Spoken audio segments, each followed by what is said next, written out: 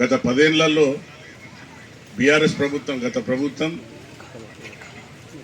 70,000 కోట్ల రూపాయలు వేస్తే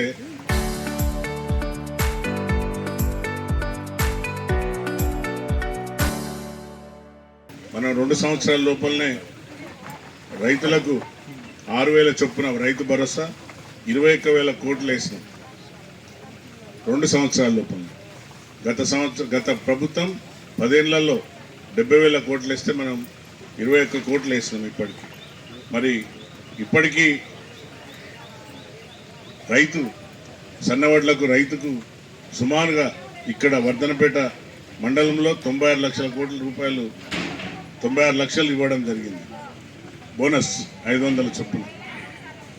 మరి వాళ్ళ రైతులు చాలా ఉత్సాహంగా సన్నవడ్లు వేసి వాటిని ప్రభుత్వం ఖరీదు చేసి మన పిల్లలకు హాస్టళ్లకు సన్నబియ్యం, మరి నిరుపేద కడుపు నింపే విధంగా ప్రతి ఒక్కరు కూడా సన్నబియ్యం తినే విధంగా ఈ ప్రభుత్వం ముందుకు పోతుంది.